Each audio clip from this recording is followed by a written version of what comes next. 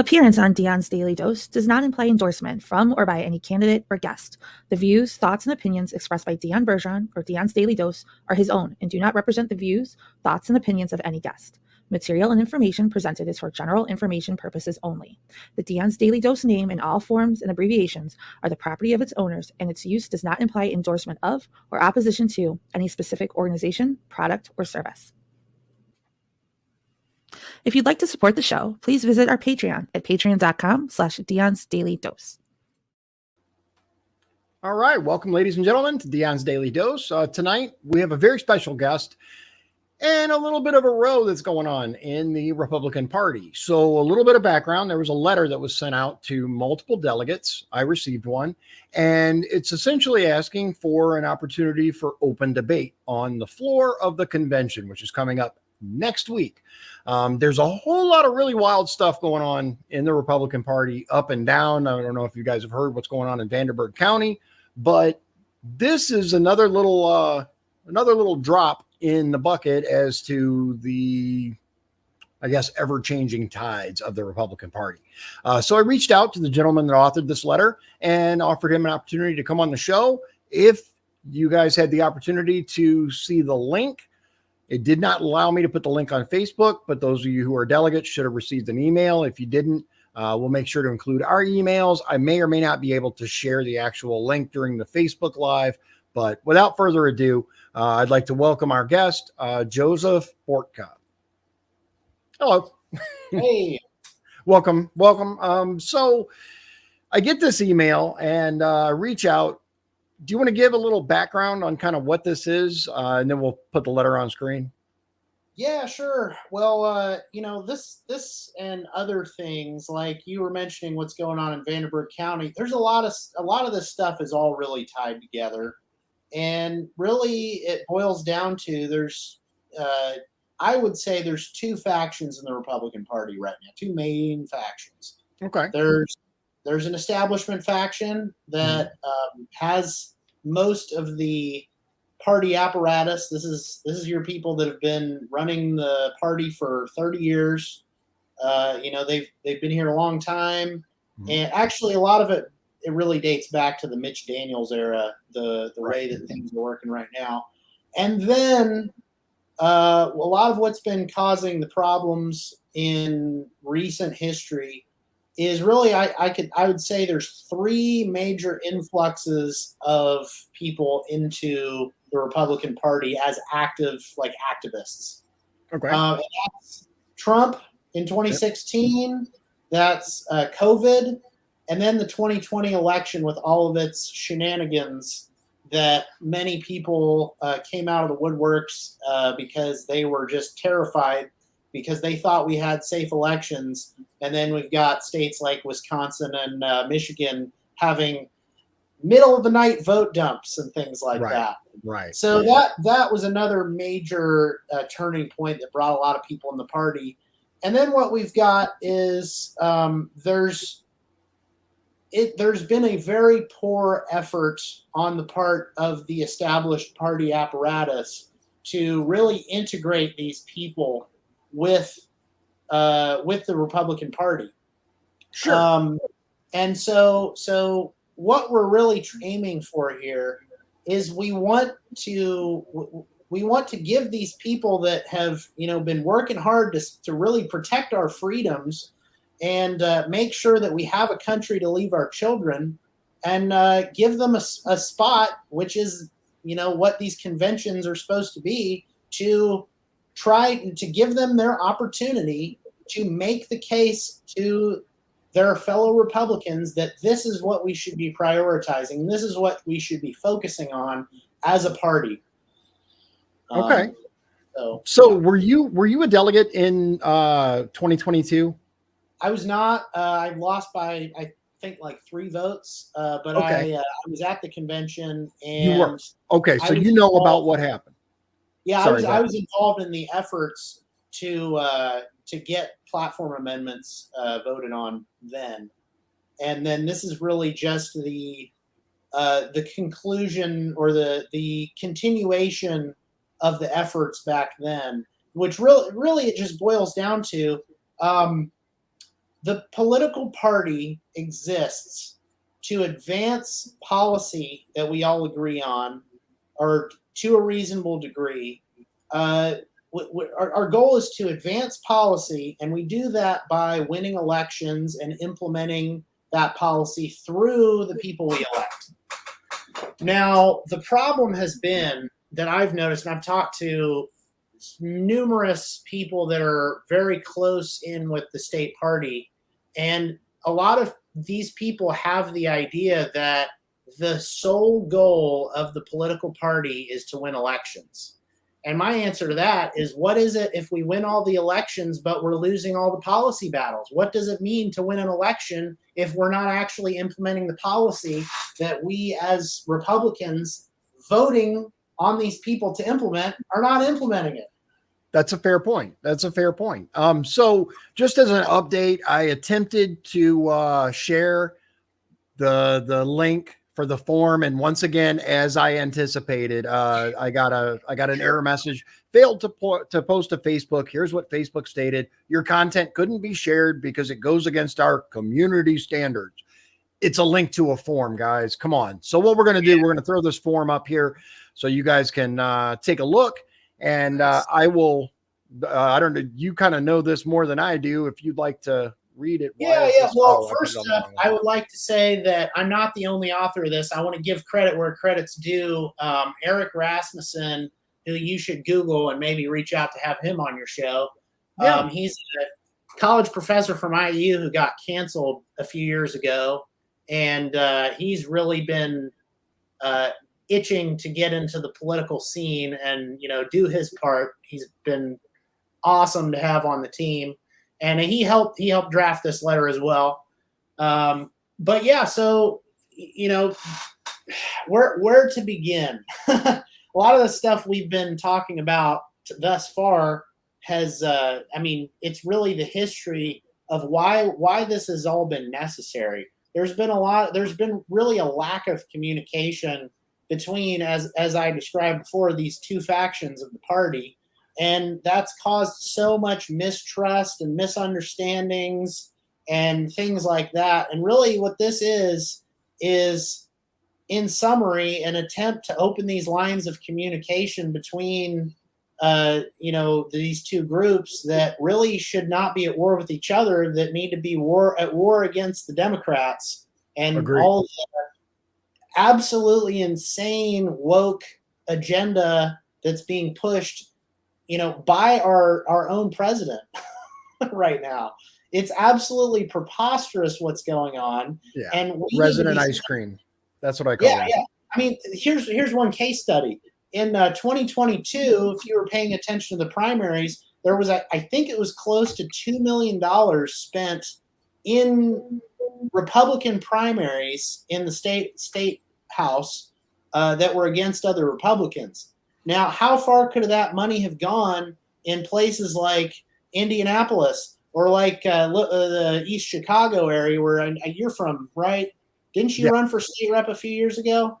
I did. Yeah, I ran for state rep. And if they would have spent some of that money on some of these races in these districts, which they've given up and they think are unwinnable, yes, how much further along could we be? But instead, we're as the party is taking on some of these, very firmly principled conservatives like Kurt Nisley and John Jacob, and others as well, who never were able to get in.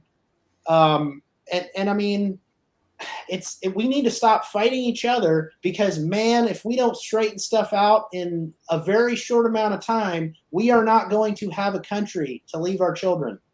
Right. I agree. So, I'm preaching to the choir, I know. But go ahead.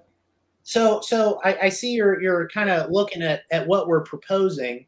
Something that's very important for people to understand about these conventions is it's not supposed to just be a dog and pony show. It's not supposed to be a presentation by the people up front. A convention is a deliberative meeting between representatives of all the members of the organization. So this is supposed to be a meeting where we deliberate, we talk about the issues facing our organization and how we can move forward with them and how we can advance our agenda. And so these are very old common law principles of parliamentary law, which we also see in the House and the Senate. If you've ever watched C-SPAN, these rules are used in local government. They're used in if you're aware of how corporate like publicly traded companies work with shareholders. They use these rules as a way of providing order in a meeting with what could be thousands of people. In our convention, we have 1,800 people that come to the convention in Indiana.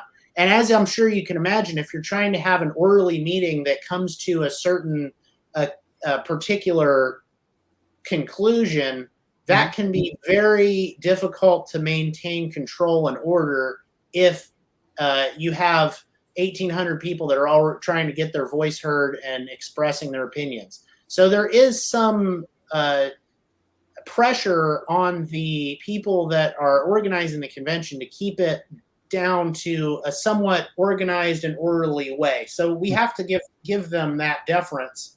However, when this becomes a hindrance to the agenda of our organization, like I think it has in recent years, we need to start bringing back some of these things.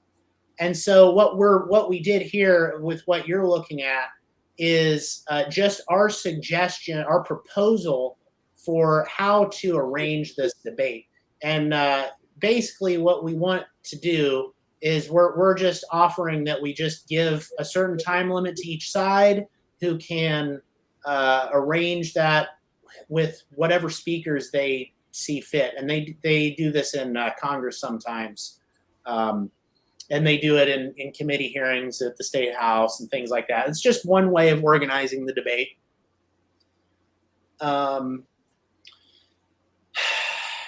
If you missed the show, I just want to interject really quickly. If you guys are watching this on replay and you weren't able to watch live and you have questions about this, here is Mr. Bortka's email, joseph@bortka.com, where you can communicate with him, or you can email me, talk@dionbergeron.com, and we'll be happy to send you the link if you're unable to get it because of Facebook, because let's face it, they suck. And then down here, we have some amendments, or some proposed resolutions down here at the bottom. I can pull up the ones that we have so far if you want, because I didn't include the text of the resolutions here, but I think there's some very important things for me to point out in the text of the actual resolutions that I think could help your viewers a lot. Sure, absolutely. Can I do screen share, or do I need to send these to you? I should be able to screen share. Let's see here. I may or may not. Let's see here. It says present. Yeah. Okay. Yeah, and then you can share a screen, slide, another camera, video files, whatever you want.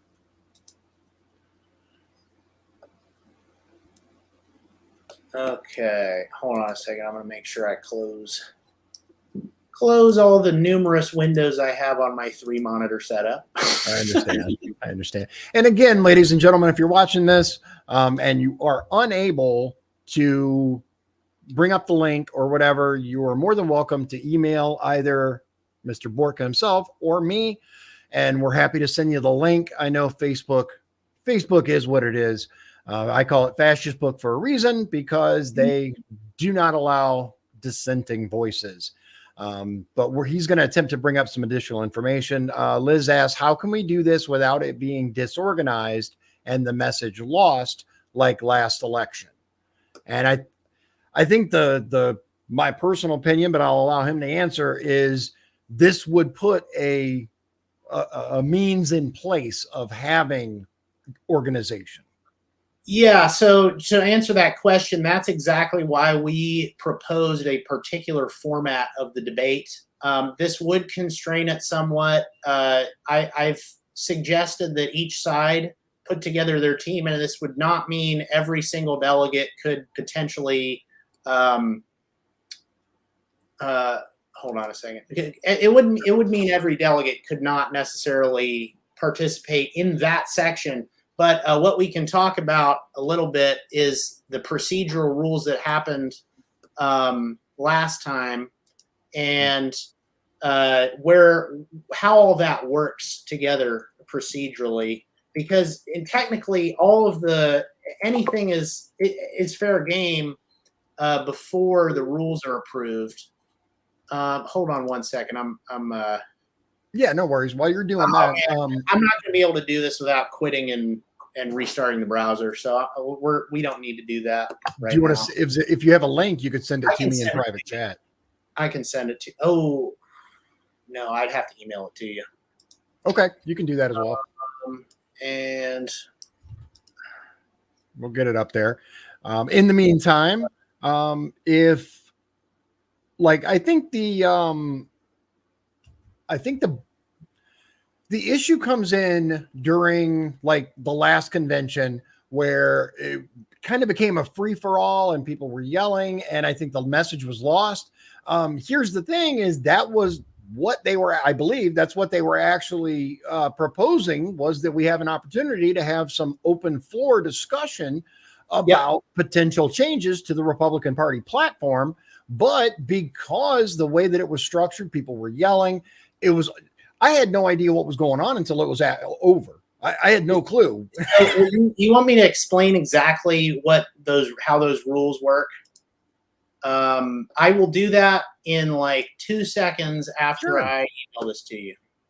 Okay, I'm replying to the invite link email. Okay. And this has all 3 of the resolutions. They're not finalized until Monday, so I'd appreciate not sharing them around a bunch yet. Okay. We'll send them out to everybody ahead of time. And if the state party wants to work with us, it'll probably come from them. So and a thing that I forgot to mention, you actually have an appointment with the state party to discuss this very thing, correct? Yep, exactly. So they agreed to meet with us. So I'm hoping that meeting is fruitful. But yeah, so this is very important stuff with what happened last convention. So the way that it works is until the rules of the convention are voted in, everything defers to the state party rules and Robert's Rules of Order. And at that point, any delegate has the right to participate in the debate on those rules, because maybe these rules are in violation of something. Maybe these rules hurt the objectives of the assembly. And so what we noticed that last time was the rules said that they basically, once they get approved, they made it so that all platform amendments could only be brought up at the discretion of the chairman. So the guy that stands up there and bangs the gavel, it was all up to him to decide which ones should be heard and which ones not. And you do recall probably there were a few amendments that were heard, and they approved them in the platform committee, but a lot of them were not really the substantive amendments we were looking for that didn't get heard. And so what Mr. Colbert was doing, which is the Vanderburgh County, well, you guys remember hearing about that. Well, that was Ken Colbert, the leader of the Vanderburgh County movement. That was the guy on the floor doing the hooting and hollering about the point of order. And so basically what a point of order is in parliamentary procedure is that you're drawing attention to a violation of the rules. This violation of the rules was the fact that the chairman was not making the space for debate over these rules. So technically he's supposed to say something like, is there any debate over this motion? There's a motion to acclaim or to affirm the rules proposed by the Rules Committee. And what he's supposed to say is there any debate among the members? And so he didn't say that. He didn't leave space for it. They're not supposed to just gavel through like that without giving members, which are the delegates, the opportunity to say anything they believe is important to the matter at hand. And so what Ken did was he called point of order, which is supposed to stop the meeting to address the proposed rule violation that has happened.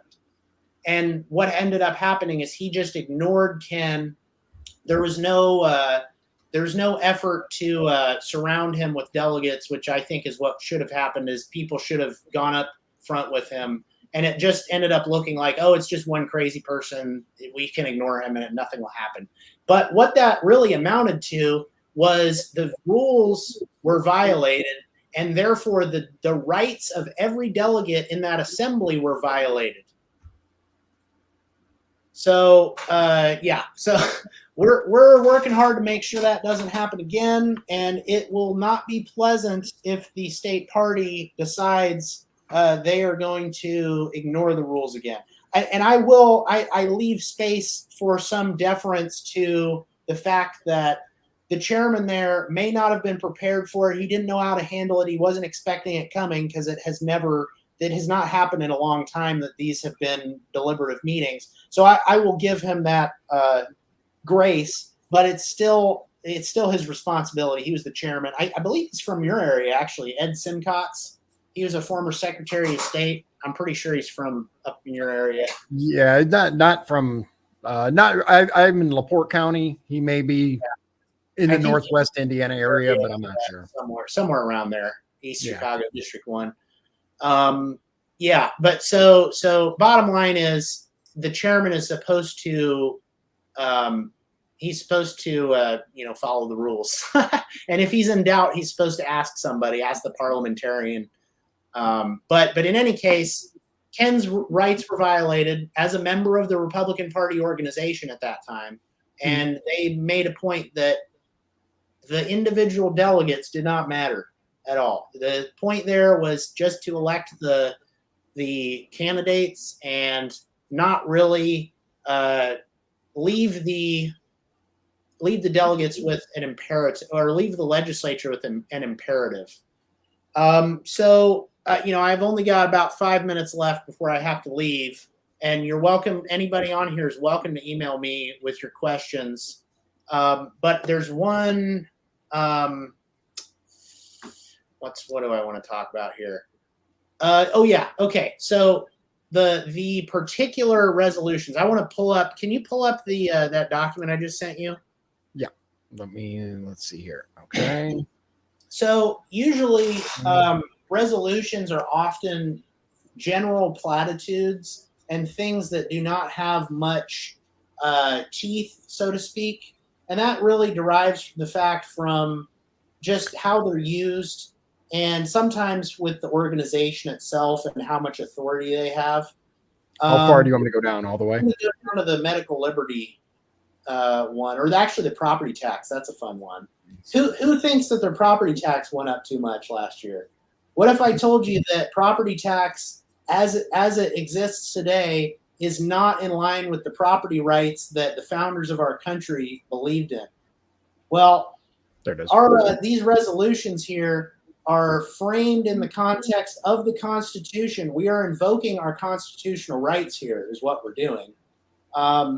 And the particularly, these are not written as this is what we believe. These are written as we are instructing the legislators that we elected, that we all work to elect as Republicans, to implement this policy, which not only is what the Republican Party supports in its platform, but it is also your oath-bound duty, because every representative, every government official elected and appointed according to the Constitution of Indiana swears an oath to uphold the Constitution of our state and our country. They all swear this oath to uphold our Constitution, and it is their duty under the Constitution to make sure that Constitution is upheld. And so what these resolutions, the ones that I've written anyway, what they do is they appeal to that duty. They appeal to where our rights are derived from, which is first from God, and then to the people, and then under the Constitution. The Constitution does not give you rights. Correct. The Constitution only acknowledges the rights that already exist and are already from God. And if you go back and look at your state constitution, or you go read the Declaration of Independence, this is the implicit understanding of every one of the founding fathers. Rights do not come from the government. Rights come from God. The Constitution exists to protect you and your rights from the government. Agreed. And so generally, what we've been trying to do here is call our government back to constitutional governments, fundamentally. So I know you're running really short on time, but here's what we'll do. Is there a particular, let me know if there's a particular section of this document that you do not want me to cover after you go, but I show it. I mean, these are going to be made public. I'm hoping this is the finalized version, but we did promise that Monday was when we were going to release them to the public. I really, like, anything you can do. I love your attitude towards educating citizens about what the public rights and duties are as citizens. And I've really tried hard to make sure that these don't only they don't only instruct our legislators to, take a particular action, but we really want them to understand the Constitution, that this document that constructs our entire institutions of government. We want not only our legislators to understand these things, but we want the people. And our civics classes are not doing what they are supposed to be doing as far as teaching our upcoming generations what this means, what it means to be an American citizen.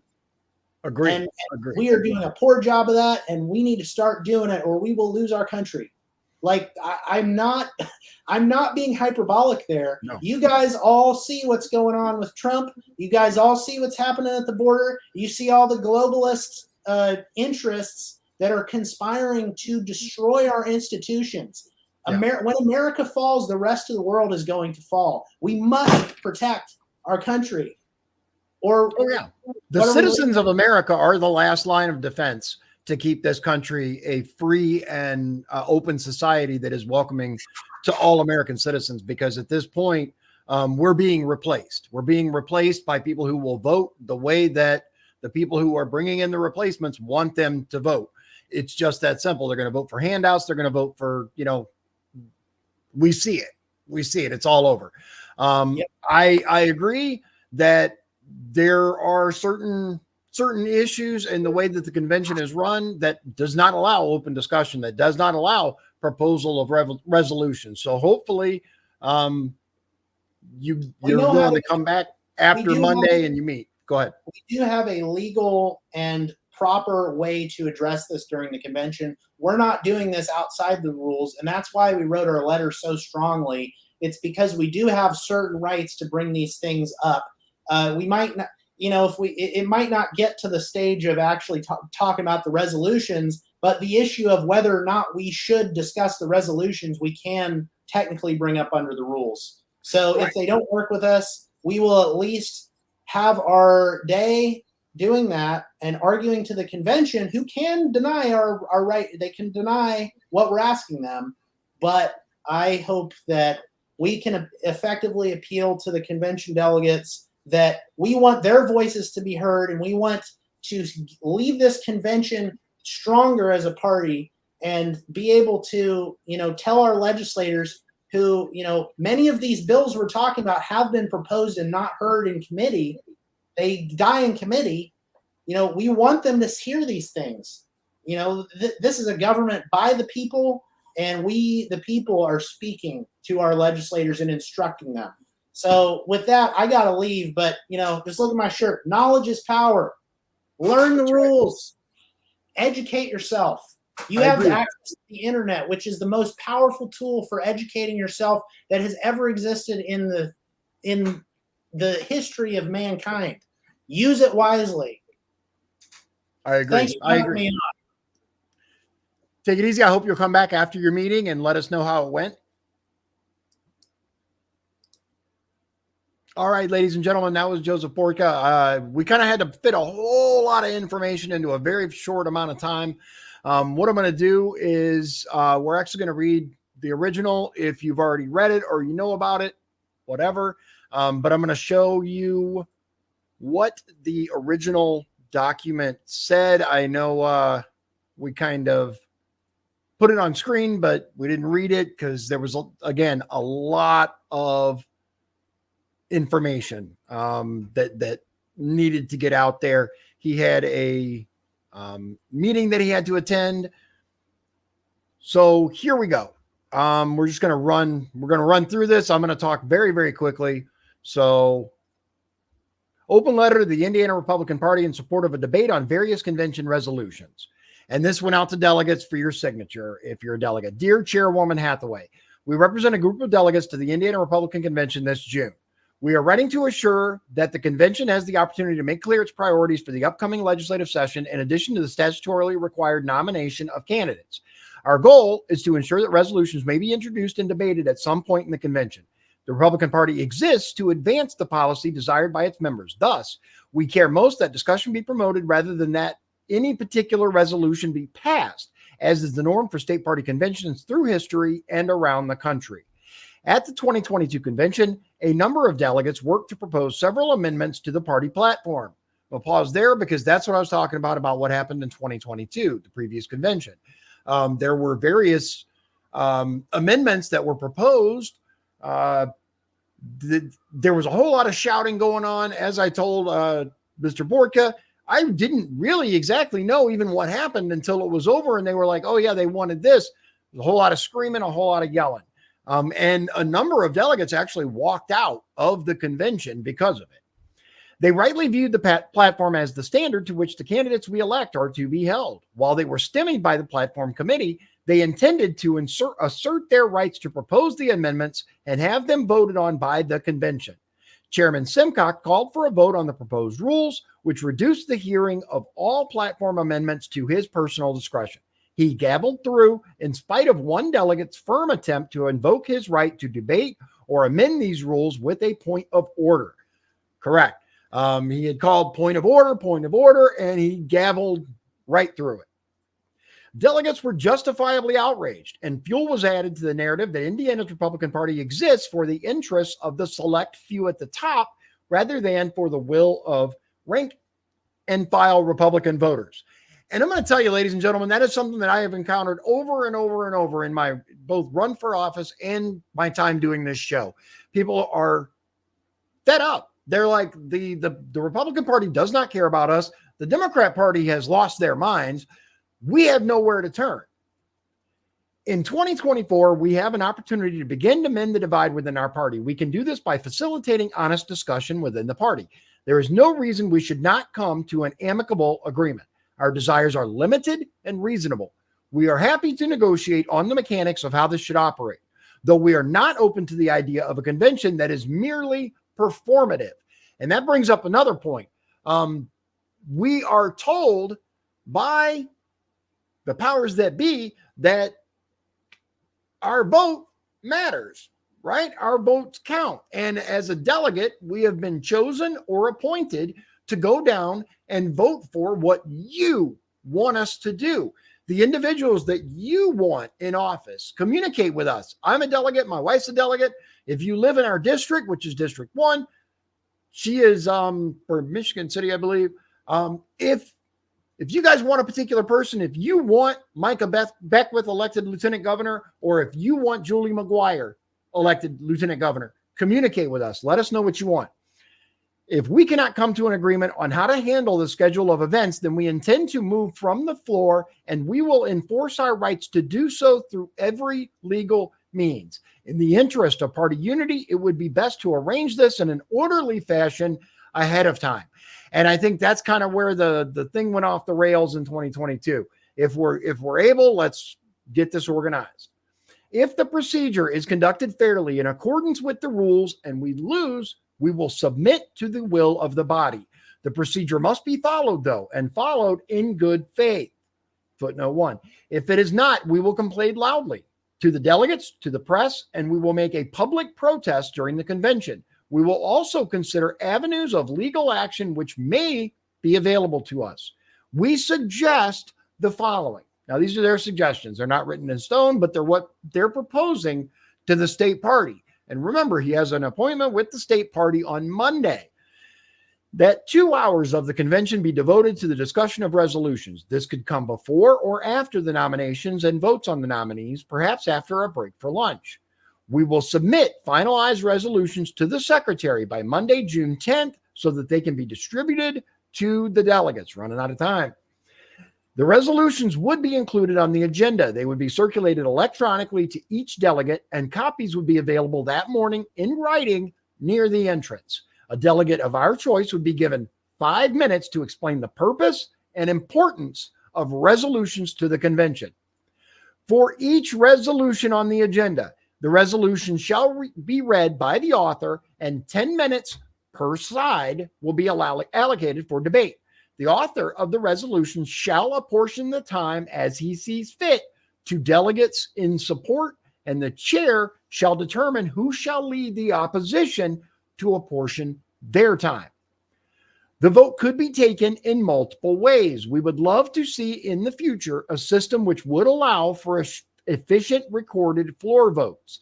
And the technology now exists to facilitate this. Yes, it does. It's very, very simple to app, electronic, whatever, ballots that are passed around. However, recognizing the logistical limitations and short time frame for arranging such a voting method for this year's convention, we propose that for this convention, the resolutions as proposed be put forward for a simple yes or no on passage as written to be taken on the ballot along with the lieutenant governor's race. Because let's face it, the lieutenant governor's race is the only one that's of any importance this year. Attorney General, he's in. I mean, Todd Rokita is the only candidate on the ballot for the convention. He's in. Lieutenant Governor, on the other hand, is undecided. We are prepared to write up these rules formally to add to the proposed rules or as an amendment to the proposed rules at the convention. We have attached a list of proposed resolutions we intend to make the case to the convention for to be finalized within the next week. We've laid this out in some detail to show that we have given this considerable attention, attempting to be fair and practical. We all would like things to run smoothly at the convention, and if we have disagreements, it is best to try to resolve them as far in advance as possible. However, we are prepared to assert our rights through appropriate means if ignored. At the end of the day, it is in our mutual interest to work together under the umbrella of the Republican Party to beat back the existential communist threat to our country posed by the radical left, a danger to our families, our wallets, and our way of life. Wholeheartedly agree. It is absolutely necessary that we, especially as delegates, but as members, even individual voting members of the Republican Party, that we guide the platform that we want to see for the future. Because, ladies and gentlemen, I didn't run as a Republican to go and be a rubber stamp. I ran as a Republican because I believe in the foundations of the Republican Party, but it has gotten away from the foundational ideals that it was created upon. We have Republicans that are voting for tax increases. We have Republicans that are voting to take more rights away from us. Hell no. For future discussion, please contact Mr. Joseph Bortka. That was the gentleman that was here at joseph@bortka.com, or his phone number right here. I'm not going to read it out just because. Now, down here, some proposed resolutions instructing the Indiana legislature to ensure secure and trustworthy elections. I think that's really important. Instructing the Indiana legislature acknowledge with just laws the inviolable right to refuse any and all medical interventions. 3, condemning the unlawful conviction of Donald Trump. 4, instructing the Indiana delegates to the Republican National Convention to condemn attempts by Republicans to remove President Trump from the ballot. Instructing the Indiana legislature to eliminate the unconscionable taxation of homesteads. Instructing the Indiana legislature to close the primary elections. Instructing the Indiana legislature and the Attorney General to end the use of non-disparagement agreements to conceal malfeasance in schools and in higher education. Now, the last two. Number 6, instructing the Indiana legislature to close the primary elections. For those of you who aren't aware, Indiana has an open primary, which means doesn't matter how you voted in the past, you go into a primary, you can request a ballot for Democrat or Republican. Doesn't matter what your voting history is, doesn't matter how many times you voted for one party or the other, doesn't matter. Indiana doesn't require you to declare your party affiliation. Matter of fact, we saw the result of that here in LaPorte County in the last primary. We had a record number of Democrats that pulled Republican ballots because it's an open primary. So they are wanting them to close that. In the use of non-disparagement agreements, I agree with that. So down here, footnote 1 that we talked about, the purpose of the established rules of order is to accomplish the general will of the majority while protecting the rights of the minority to have their concerns addressed. So that's what we're at, ladies and gentlemen. These are being forwarded to all delegates. Again, if you cannot get the link because you're watching on Facebook, by all means, email. If you guys want to email me, I'm not going to share your name. I'm not going to say who you are. But if you just like to take a look at this document in its entirety, email me, talk@dionbergeron.com. I'll put it right here. Ignore the rest of it, but the email is down here. Hold on. Let me, I'll make it to where it saves. There we go. There. It's right here on the screen, talk@dionbergeron.com. And I just say, can you send me the link? Can you send me the link? And I'm more than happy to send you the link so that you can look at this directly. If you'd like to sign it, by all means, you don't have to. You can just take a look at it. Now, I guess there is a more updated version that he was talking about that I shared, but I was a little unclear as to, he said it's not supposed to be shared publicly, so I'm not sure. But there is basically an expansion on the tax information that basically we want to get rid of taxes, especially on our homes.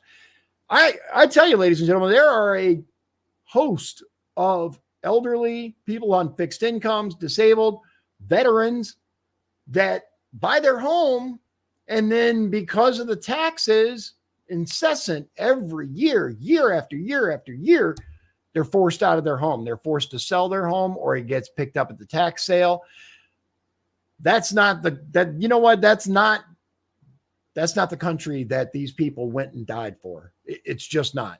It's time to do something about that. Now, I will say this. One of the things that is preventing some serious action on this issue is the fact that we cannot discriminate when it comes to taxation. So basically, we can't make it to where seniors don't pay taxes or veterans don't pay taxes, even on something like property tax. We're unable to. The Constitution is very, very clear, both the United States of America and for the state of Indiana. Specifically, the state of Indiana prohibits any law that only affects a single group, right? So, unconstitutional to try to make that happen. What we can do, on the other hand, we can get rid of property taxes outright, especially for your main home, your homestead, in other words. We can eliminate homestead taxes and make it to where you want to buy additional homes, knock yourself out, get taxed on those. If you can afford to own multiple homes, you can afford to get taxed on those homes. That's just my belief. Your mileage may vary. But your first home, your single home, why the hell are we paying the government to live in our house? This is an ongoing problem, and we pay taxes on everything these days. You taxed on your paycheck, you taxed. There's a very, very succinct poem, right, that was written many years ago. And basically taxes land, I could find it, but you guys probably know what I'm talking about. Taxes mule, tax the fuel.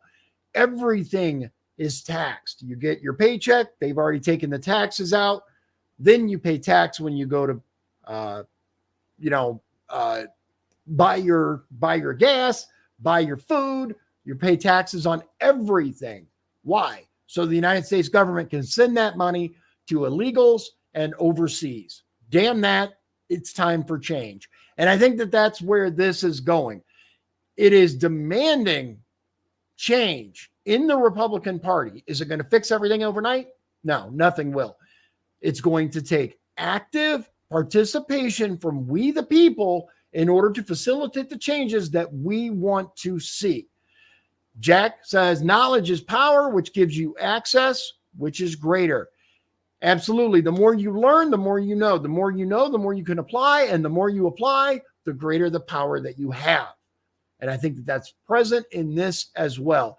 There have been some very good questions that have been proposed. Unfortunately, as I said, Bortka's time was limited, but there are some valid criticisms and questions here. Okay, so let's say, for example, that we have a faction who is, let's face it, the people that are generally for more open transparency are in general supporting Micah Beckwith for lieutenant governor.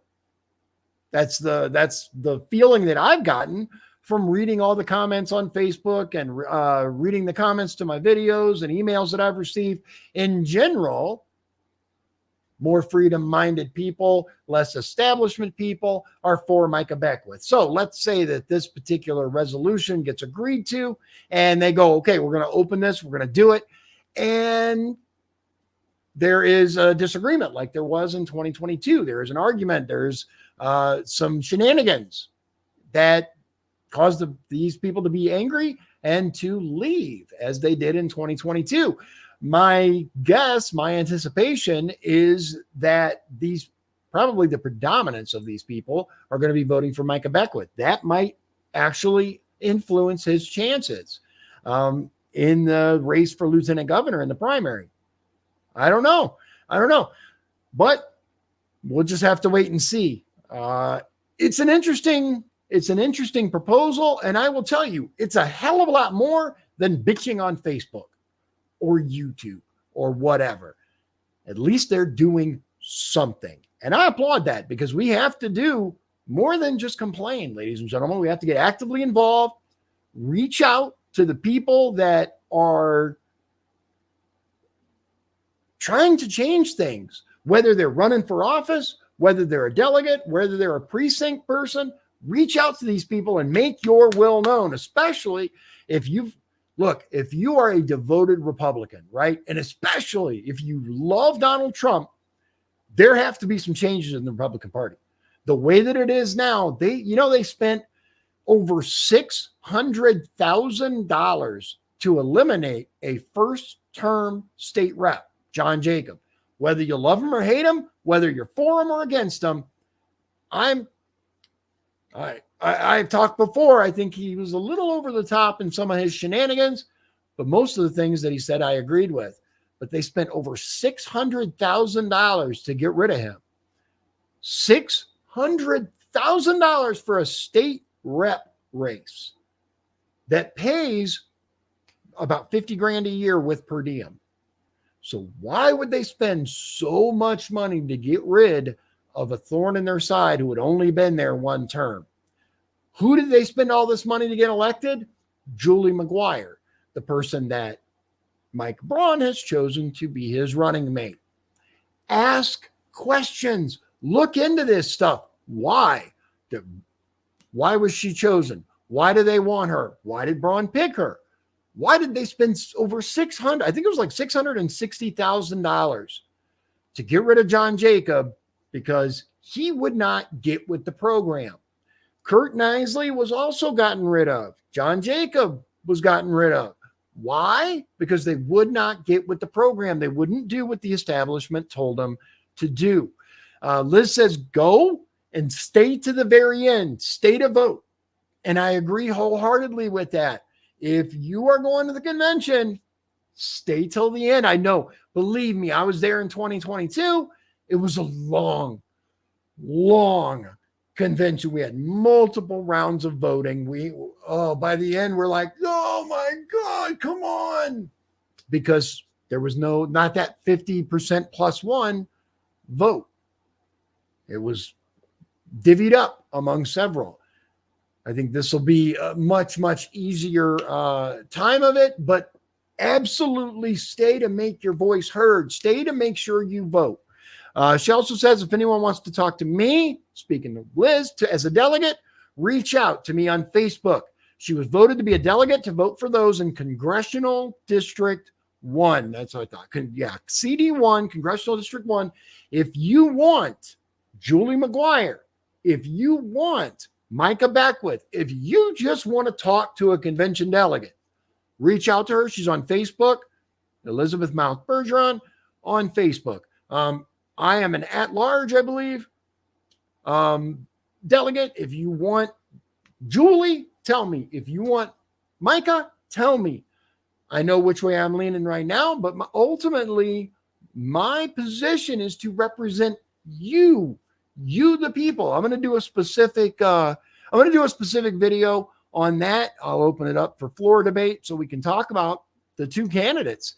And ladies and gentlemen, as always, I greatly appreciate your time. I hope that you'll reach out if you have questions about this list. And I will say that this other one, I have not had an opportunity to read it. He just shared it to me, but it seems to be a little more in-depth and has more resolutions on it that I think, it goes into like how to, for example, ensure secure and trustworthy elections, how to get rid of the unconscionable practice of taxing one's homestead, things like that. So it goes into more detail and provides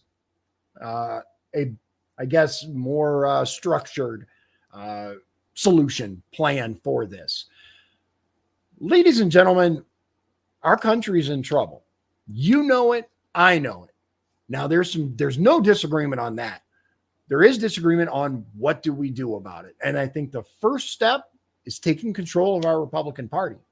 And I mean that in a very, very positive way. We need freedom-loving, liberty-minded people in charge. If we cannot get that, the rest of it doesn't matter. The rest of it's just kind of irrelevant. And your local or county Republican Party is the place that you start. This convention is critical because especially not only is Lieutenant Governor going to be a very important role in the future, but if these resolutions happen, there's going to be a lot to talk about. A heck of a lot to talk about. As always, ladies and gentlemen, I appreciate your time. Thank you for joining us. I hope you learned something, and we will see you again very, very soon. God bless you. God bless Indiana, and God bless the United States of America. Thank you. If you'd like to support the show, please visit our Patreon at patreon.com/Deion's Daily Dose. This has been Deion's Daily Dose, hosted by Deion Bergeron. Executive producers, Sean Holgram and Michael Beebe. Copyright 2024. Deion's Daily Dose, all rights reserved.